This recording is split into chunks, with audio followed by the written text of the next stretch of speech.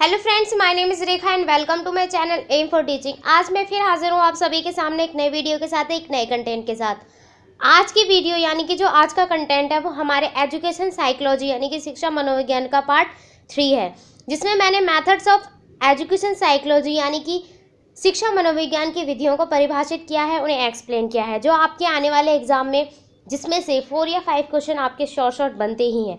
सो चलते हैं हमारे पहले टॉपिक की ओर। पहला टॉपिक है आप सभी के सामने इंट्रोडक्शन यानी कि अबाउट मेथड्स ऑफ साइकोलॉजी। अब सिंपल सा अगर इसको बताऊं तो इसके अंदर क्या है कि इसके अंदर आपको पता चलेगा कि जो विधियां हैं वो होती क्या है। मनोविज्ञान के बारे में आप पहले यानी कि पिछली वीडियोस में पढ़ चुके हैं, देख चुके हैं अच्छे तरीके से कि जो मनोविज्ञान है वो सभी प्रकार के सजीव पदार्थों के व्यवहार के अध्ययन से संबंध रखता है। आज हम पढ़ेंगे कि व्यवहार के अध्ययन हेतु मनोविज्ञान में जिन विधियों की सहायता ली जाती है उनका वर्गीकरण कैसे किया गया है, और वो जो विधियां हैं वो हमारे व्यवहार के से कैसे लिंक रखती हैं, कैसे संबंध रखती है, हम उनके बारे में अच्छे तरीके से एनालाइज करेंगे। सो चलते हैं हमारे पहले मेथड की ओर यानी कि पहली विधि की ओर, जो है हमारी ऑब्जर्वेशन मेथड यानी कि जिसे निरीक्षण विधि कहा गया है। और यह विधि होती क्या है उसके बारे में पढ़ते हैं। यह विधि व्यवहार के अध्ययन करने की एक उपयुक्त यानी कि बेहतर विधि है, क्योंकि इसके द्वारा हम शिक्षार्थी के व्यवहार या को आसानी से पता लगा सकते हैं। यानी कि जो शिक्षार्थी का जो व्यवहार है उसका आसानी से पता लगाया जा सकता है इस विधि के अंतर्गत। इसके अंदर हम शिक्षार्थी के गुणों की पहचान कर सकते हैं इजीली, यानी कि निरीक्षण विधि द्वारा ही उसके गुणों का पता लगाया जा सकता है। जैसे कि अगर किसी बालक की ईमानदारी का पता लगाना हो तो उसके सामने मूल्यवान वस्तु रखकर आसानी से उसको एनालाइज किया जा सकता है, आसानी से उसकी ईमानदारी का पता लगाया जा सकता है। और ये किसके अंतर्गत आता है? सिर्फ और सिर्फ निरीक्षण विधि के अंतर्गत। और उसको अच्छे तरीके से एनालाइज किसके द्वारा किया गया है? इसके अंदर 4 पार्ट्स हैं, यानी कि 4 भागों द्वारा अच्छे तरीके से एनालाइज किया गया है। पहला पार्ट है हमारा फॉर्मल ऑब्जर्वेशन। और फॉर्मल ऑब्जर्वेशन क्या होता है? यानी कि इसे औपचारिक निरीक्षण कहा गया है। और इसके अंदर क्या क्या चीज़ें आती हैं ये देखिए। इसके अंतर्गत जो निरीक्षण करता है उसके द्वारा जिनका व्यवहार का निरीक्षण करना होता है उन्हें पहले से ही सूचना यानी कि इन्फॉर्म कर दिया जाता है कि कब और किस दिन निरीक्षण होगा, ताकि ऐसा करने से क्या होता है कि उनके अंदर जो सचेत की भावना होती है वो पहले से ही उत्पन्न हो जाती है। सिंपल सा अगर आपको मैं एग्जांपल देकर बताऊं, इसके अंदर क्या होता है कि जिस भी जगह या जिस भी प्लेस का जो निरीक्षण करना होता है उसके अंदर पहले से एम्प्लॉयज़ को, टीचर्स को पहले से इन्फॉर्म कर दिया जाता है कि इस दिन और इस जगह यहाँ का निरीक्षण होगा, यानी कि यहाँ का ऑब्जर्वेशन होगा।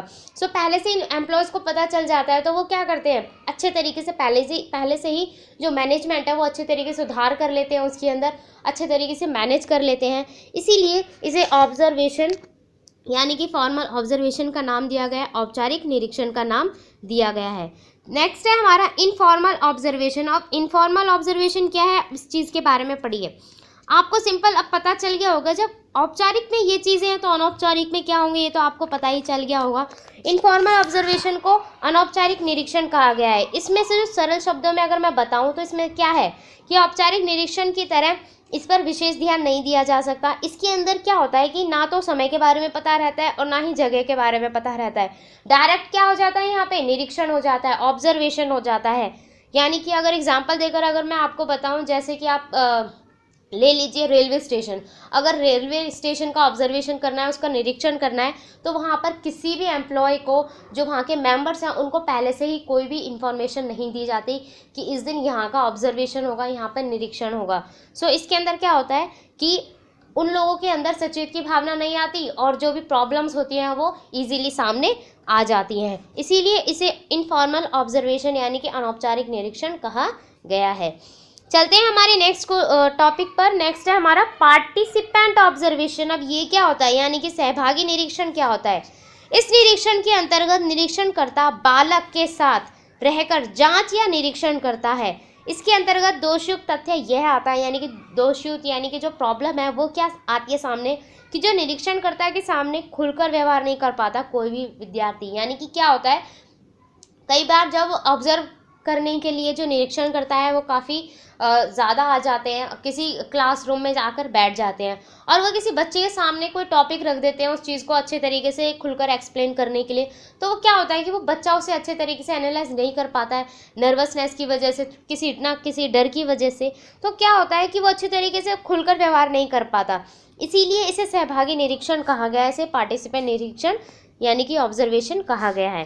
लास्ट है हमारा नॉन पार्टिसिपेंट ऑब्जर्वेशन। इसके अंदर क्या होता है यानी कि असहभागी निरीक्षण क्या होता है वो देखिए।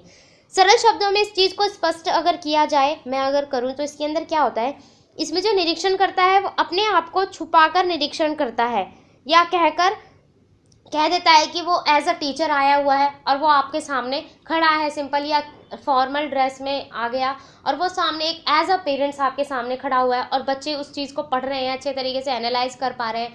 सो उसके अंदर क्या है, जो निरीक्षण करता है वो अपने आप को खुद को छुपा कर रखता है ताकि बच्चों को या एम्प्लॉयज़ को पता ना चल सके कि वो एक निरीक्षण करता है, और आसानी से क्या हो जाता है, निरीक्षण हो जाता है, जिससे अच्छे परिणाम भी सामने आ जाते हैं। तो ये था हमारा ऑब्जर्वेशन मैथड यानी कि निरीक्षण विधि थी, जिसके अंतर्गत ये 4 पॉइंट्स आते हैं और जो काफ़ी एक विद्यार्थी के लिए काफ़ी लाभदायक होती है। चलते हैं हमारे नेक्स्ट पॉइंट पर। नेक्स्ट है हमारा एक्सपेरिमेंटल मेथड। अब एक्सपेरिमेंटल मेथड क्या होता है और ये क्यों ज़रूरी है विद्यार्थियों के लिए या किसी स्कूल के लिए, वो चीज़ देखते हैं। इसको बोला जाता है प्रयोगात्मक विधि, यानी कि अब एक्सपेरिमेंटल मेथड में क्या होता है, सिंपल सा अगर मैं इसे एनालाइज करूँ तो इस विधि में परीक्षण और प्रयोगों के आधार पर व्यवहार संबंधी निष्कर्ष निकाले जाते हैं या निरीक्षण किया जाता है। सरल शब्दों में अगर मैं कहूँ तो इसके अंदर क्या होता है कि इसके अंदर पशु पक्षियों तथा व्यक्तियों पर प्रयोग करके उनके व्यवहार का अध्ययन किया जाता है, उन्हें अच्छे तरीके से एनालाइज किया जाता है। वैसे देखा जाए तो मनोविज्ञान को विज्ञान के रूप में ही मान्यता इसी विधि द्वारा मिली है। आप सभी को पता ही है कि जो विज्ञान का व्यवहार कहा गया है हमारे मनोविज्ञान को, उसको अच्छी तरीके से जितने भी मनोवैज्ञानिक हैं उन्होंने अपनी अपनी परिभाषाएं दी थी। क्रो एंड क्रो ने अपनी परिभाषा दी थी, वुड्स एंड वर्थ ने अपनी परिभाषा दी थी, पर लास्ट में क्या हुआ, लास्ट में जो एक डेफिनेशन बनी थी वो बनी थी हमारे जो मनोविज्ञान है वो विज्ञान का, व्यवहार का विज्ञान है, यानी कि जो इसे एक साइंस से रिलेटेड कर दिया गया था। इसीलिए यानी कि प्रयोगात्मक विधि के अकॉर्डिंग ही इसे साइंस का जो एक्सपेरिमेंटल मेथड है यानी कि जो प्रयोगात्मक विधि है उसी के अकॉर्डिंग इसे एक विज्ञान का जो व्यवहार है यानी कि जो विज्ञान से रिलेटेड, साइंस से रिलेटेड इसका लिंकअप किया गया है। इसके अंदर सबसे ज़्यादा किस चीज़ के अकॉर्डिंग निरीक्षण किया जाता है, प्रैक्टिकली वे से, यानी कि निरीक्षण करके, यानी कि प्रयोग द्वारा इसका निरीक्षण किया जाता है, अच्छे तरीके से एनालाइज करवाया जाता है। यानी कि अगर आपके सामने एग्जांपल रखूं तो किसी भी स्कूल में या किसी भी विद्यालय में, कॉलेजेस में क्या होता है, जो निरीक्षण करता है वो किसी विद्यार्थी या किसी भी टीचर के सामने जाते हैं और उनको कोई चीज़ प्रैक्टिकली वे में करने के लिए कहते हैं। ना तो वो खुद को छुपाते हैं और ना ही वो खुद को उनके सामने रखते हैं, वो उनके सामने ऐसा टॉपिक रखते हैं कि वो उस चीज़ को अच्छे तरीके से करके दिखाएं। और ये ज़्यादातर हमारे जो लेवल होता है वो 9th से 12th क्लास तक के लेवल्स में होता है, जिसमें से जो विद्यार्थी है उसके अंदर जो नर्वसनेस है वो काफ़ी हट जाती है और कॉन्फिडेंस आ जाता है, आत्मविश्वास आ जाता है उनके अंदर और वो ईजिली उस प्रयोग को करके दिखा देते हैं। तो इस विधि के अंतर्गत इस चीज़ का आकलन किया जाता है, इसको अच्छी तरीके से निष्कर्ष, इसके अकॉर्डिंग निष्कर्ष निकाला जाता है कि जो प्रयोगात्मक विधि है वो विद्यार्थियों के लिए किस तरह उपयोगी है। चलते हैं हमारे नेक्स्ट पॉइंट की ओर। नेक्स्ट पॉइंट है आप सभी के सामने सर्वे मेथड। और सर्वे मेथड में 2 पॉइंट्स हैं हमारे, by questioner and by interview, यानी कि क्वेश्चंस के जरिए और एक इंटरव्यू के जरिए। यानी कि सर्वे मेथड को बोला जाता है सबसे पहले तो सर्वेक्षण, यानी कि सर्वेक्षण विधि क्या होती है अब ये देखिए। इस विधि के अंतर्गत कुछ बातों पर सर्वेक्षण विधि को स्पष्ट किया जाता है, जैसे किसी भी व्यक्ति या समूह के विशेष गुणों, विशेषताओं तथा व्यवहार से संबंधित बातों के बारे में जानकारी एकत्रित की जाती है। एग्जाम्पल के लिए बताऊं तो इसके अंदर क्या होता है कि यदि किसी क्षेत्र में लोगों से यह जानकारी एकत्रित करनी है कि दहेज प्रथा के पक्ष में हैं वे लोग या विपक्ष में हैं, तो इस चीज़ के लिए सर्वेक्षण किया जाता है। इस चीज़ के लिए लोगों की राय ली जाती है, लोगों की जानकारी ली जाती है, लोगों के बारे में सर्वेक्षण किया जाता है, सर्वे किया जाता है, तो उसी के अकॉर्डिंग पता चलता है। और ये सर्वेक्षण ज़्यादातर मैंने देखा है और मैंने खुद एनालाइज किया है। जब मैं खुद उस स्टैंडर्ड, उस लेवल तक थी तो मुझे भी ऐसे सर्वे करने के मौके मिले थे। और मुझे भी हमारे स्कूल के ज़रिए जो टॉपिक वाइज हमें सर्वेक्षण करने के मौके मिलते थे, डेंगू वगैरह के, मलेरिया कैसे होता है, आप कितना सहमत है मलेरिया की बीमारियों से, उन ऐसे ऐसे टॉपिक्स को दिया जाता था स्कूल की तरफ से, ताकि लोगों से एक जानकारी एकत्रित हो, वो क्या सोचते हैं किसी भी टॉपिक के बारे में, उस चीज़ की जानकारी एकत्रित की जाती थी। तो ये था हमारा सर्वेक्षण मेथड, यानी कि सर्वेक्षण विधि, यानी कि सर्वे मेथड। इसके अंदर 2 पॉइंट्स हैं हमारे, by questionnaire and by interview. अब पहला है बाय क्वेश्चनियर, यानी कि प्रश्नावली विधि से कैसे किया जाता है, इसे देखिए, जिसे गुड एंड हॉल्ट ने 1952 में अच्छी तरीके से व्यक्त किया था। जो हमारे मनोवैज्ञानिक हैं गुड एंड हॉल्ट, उन्होंने अच्छी तरीके से इस चीज़ को परिभाषित किया था कि जो प्रश्नावली से अभिप्राय यह है कि प्रश्नों का उत्तर प्राप्त करने के लिए प्रयुक्त उसे साधन से है, यानी कि प्रश्नों के उत्तर के उस साधन से है जिसमें एक फॉर्म का उपयोग किया जाता है और जिसके अंदर उत्तर प्राप्त उसके द्वारा भरा जाता है। सिंपल सा, यानी कि एक फॉर्म होता है जिसके अंदर बहुत सारे वन वर्ड क्वेश्चंस होते हैं और उसके आगे हमें टिक करना होता है। जो हमारा एक ट्रू का टिक होता है, एक फॉल्स का टिक होता है। तो उसके अकॉर्डिंग हमें जो विद्यार्थी होते थे, यानी कि जो अदर लोग होते थे, हमारी कॉलोनी के जो लोग थे, उनसे सर्वेक्षण करके उस चीज़ के ऊपर हमें एनालाइज करके उनके उस फॉर्म को फिल करवाया जाता था। अब जो ये है हमारा बाय साक्षात्कार, यानी कि बाय इंटरव्यू, इस विधि के अंदर क्या चीज़ है, देखिए, यह विधि भी काफ़ी लाभदायक सिद्ध हुई है, ये तो सभी को पता होगा, क्योंकि जो आजकल गवर्नमेंट एग्ज़ाम्स हैं या अदर एग्ज़ाम्स हैं, उसके अंदर सबसे मेन क्या रह गया है, इंटरव्यू। विदाउट इंटरव्यू के तो कुछ भी नहीं है। हाँ, वो बात अलग है कि एसएससी के अंदर जो इंटरव्यू है वो हट चुके हैं, बट मोस्ट ऑफ एग्ज़ाम रह चुके हैं जिसके अंदर विदाउट इंटरव्यू आपको सिलेक्शन नहीं है। टीचिंग एग्ज़ाम में तो इंटरव्यू है, सो प्लीज़ जिन लोगों का केवीएस में सिलेक्शन हो चुका है वो लोग इंटरव्यू की तैयारी करें और इजीली अपना सिलेक्शन पा सकें। सो चलते हैं हमारी इस विधि की ओर। विधि है हमारी साक्षात्कार विधि, यानी कि इंटरव्यू विधि। इस विधि की सबसे लाभदायक बात यह है कि इसमें जो कैंडिडेट और इंटरव्यूअर है आमने सामने होते हैं और कैंडिडेट से काफ़ी सूचनाएं एकत्रित की जाती हैं। यानी कि अब सिंपल सी बात है, आपको इंटरव्यू के बारे में बताया जा रहा है इसके अंदर की इंटरव्यू में एक्चुअल होता क्या है। जो एक इंटरव्यूअर होता है वो आमने सामने, और जो कैंडिडेट होता है वो मतलब कि फेस टू फेस बैठे रहते हैं, और जो इंटरव्यू होता है वो कैंडिडेट से क्वेश्चंस पूछता है और वो उसके आंसर देता है। यानी कि सिंपल सी बातों में जानकारी एकत्रित की जाती है यहाँ पर। यह कई माध्यमों द्वारा व्यक्त हो सकता है, जैसे व्यक्तिगत यानी कि पर्सनल इंटरव्यू भी होते हैं, समूह यानी कि ग्रुप इंटरव्यू भी होते हैं, इलेक्ट्रॉनिक यानी कि टेलीफोन इंटरव्यू भी होते हैं। और टेलीफोन इंटरव्यू मोस्ट ऑफ कहाँ होते हैं, मोस्ट ऑफ जो प्राइवेट एम्प्लॉयज़ होते हैं, जो प्राइवेट फर्म में काम करते हैं, वहाँ पर टेलीफोन इंटरव्यू यानी कि जो इलेक्ट्रॉनिक इंटरव्यू है, साक्षात्कार है, वहाँ पर यूज़ किया जाता है। तो ये था हमारा साक्षात्कार मेथड, यानी कि साक्षात्कार विधि और एक प्रश्नावली विधि की किसके अंदर क्या चीज़ें होती हैं और ये क्यों इम्पोर्टेंट होती हैं किसी भी शिक्षार्थी के लिए। चलते हैं हमारे नेक्स्ट पॉइंट पर। नेक्स्ट पॉइंट है हमारा केस स्टडी मेथड। अब केस स्टडी मेथड क्या होता है ये देखिए। वैसे तो ये मेथड काफ़ी इजी है, बट थोड़ा सा इसके नेम से ही लग रहा होगा कि थोड़ा टफ है, बट ये काफ़ी इजी है। ये देखते हैं, व्यक्तिगत अध्ययन विधि इसे कहा जाता है। वैसे देखा जाए तो केस का अर्थ अपने अंदर ही काफ़ी विस्तृत है, यानी कि या हम कह सकते हैं कि जीवन में, यानी कि लाइफ में, किसी के भी जीवन में यानी किसी के लाइफ में प्रत्येक व्यवसाय प्रोफेशन में केस की अलग ही भूमिका होती है। एग्जाम्पल के लिए एक वकील और उसके मुवक्किल के लिए केस की छानबीन, उसी तरह मनोविज्ञान में केस को कैसे एनालाइज किया गया है ये देखिए। केस मनोविज्ञान के अंदर केस को ऐसा ही महत्व, यानी कि ऐसे ही किसी बालक की शिक्षा से जुड़ी समस्याओं को प्रतिपादन करना ही केस कहलाता है।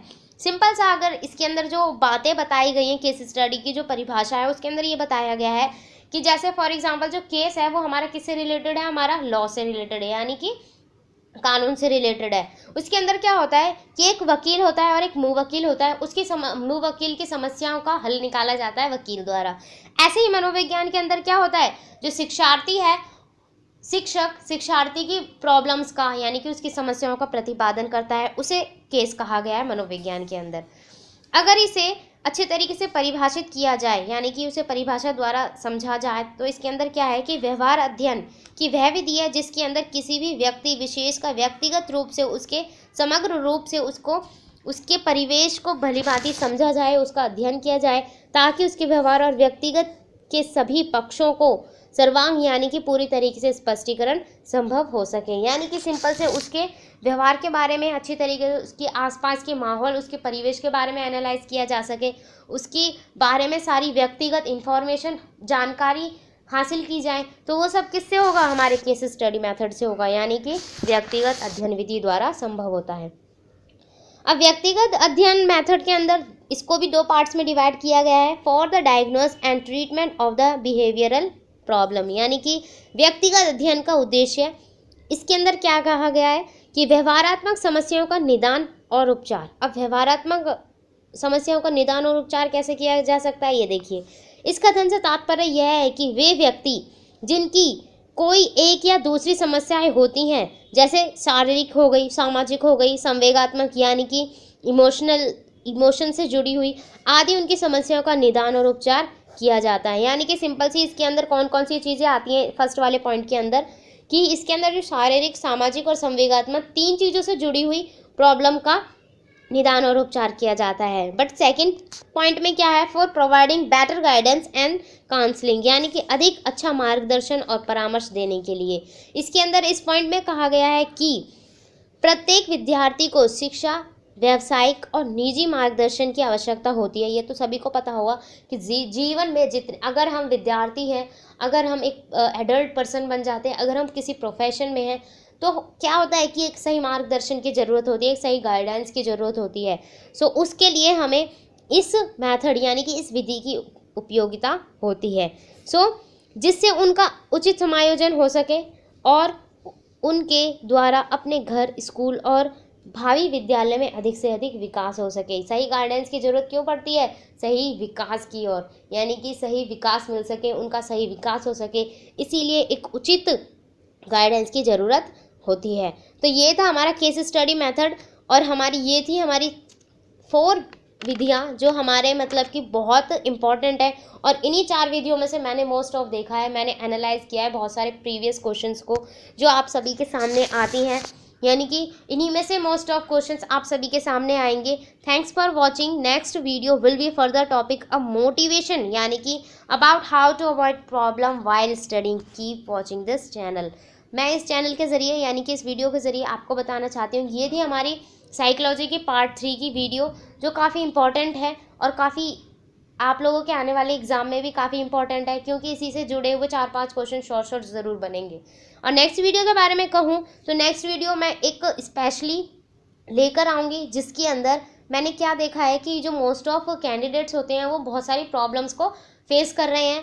स्टडी यानी कि जब भी वो स्टडी करते हैं उनके माइंड में ये चीज़ें चलती हैं कि यार स्टडी कैसे करें, स्टडी करते वक्त नींद आती है, हमारा कंसंट्रेट नहीं हो रहा है, हमारा माइंड डाइवर्ट हो रहा है। तो उस प्रॉब्लम का सॉल्यूशन मैं उस वीडियो में आप लोगों के सामने लेकर आऊँगी, और मुझे उम्मीद है कि आप लोग उस वीडियो को अच्छे से अच्छे वायरल करेंगे, यानी कि अच्छे से अच्छे लोगों तक शेयर करेंगे, ताकि इस पूरे वर्ल्ड में, पूरी दिल्ली में, पूरे इंडिया में क्या होगा कि बेनिफिट मिलेगा उस वीडियो को देखकर, और लोग सचेत हो जाएंगे, कॉन्शियस हो जाएंगे पढ़ने के प्रति, यानी कि अपनी जॉब के प्रति, अपनी स्टडी के प्रति। सो देखते रहिए इस चैनल को, एम फॉर टीचिंग को, और प्लीज़ वीडियो को देखने के बाद लाइक और डिसलाइक का फीडबैक ज़रूर दें, ताकि मुझे बेहतर फील हो और मुझे लगे कि हाँ, जो मेरी मेहनत है वो आपके लिए बेहतर से बेहतर साबित हो रही है। और शेयर ज़रूर करें, and must be subscribe. Thank you for